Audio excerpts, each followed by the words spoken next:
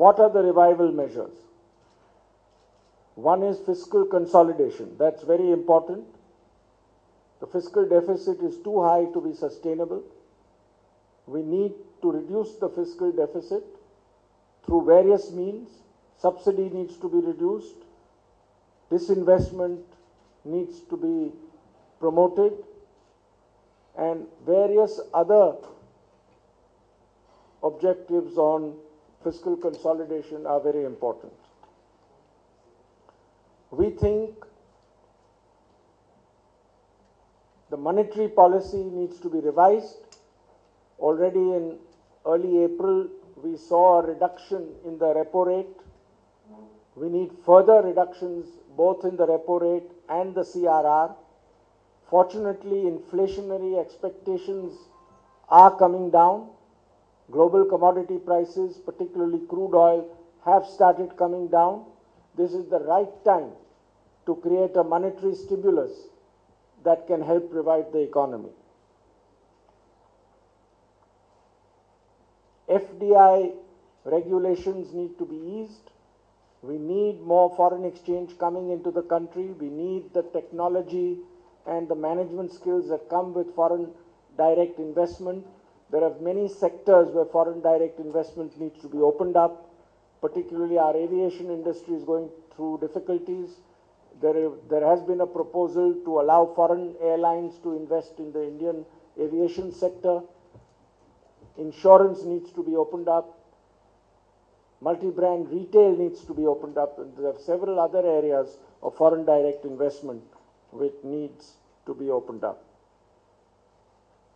And balance of trade has been negative. I mentioned this earlier. Exports need to be encouraged.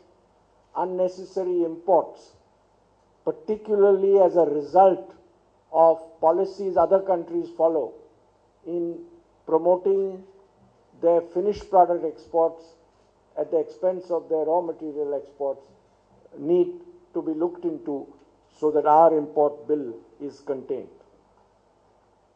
Arresting the rupee slide, we think, is a very important factor in improving the perception of the country and actually positively affecting the economy. Infrastructure is a very important area. We know that investment in infrastructure adds to growth, not only current growth but future growth. This needs to be expedited at this point.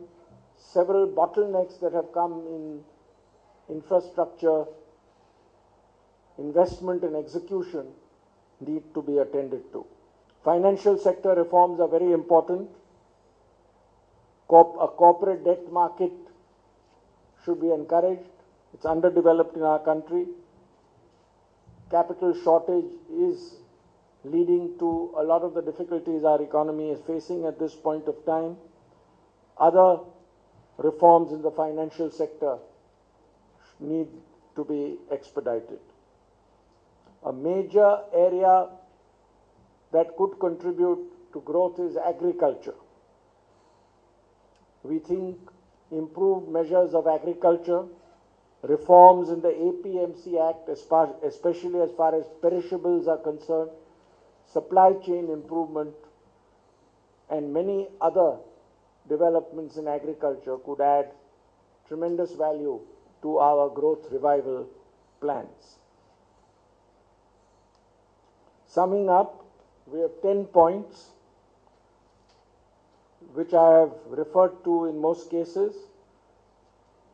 You can see them. These are the important areas which we need to pay attention to over the next few months to ensure that there is a revival in the economy, a revival in GDP growth.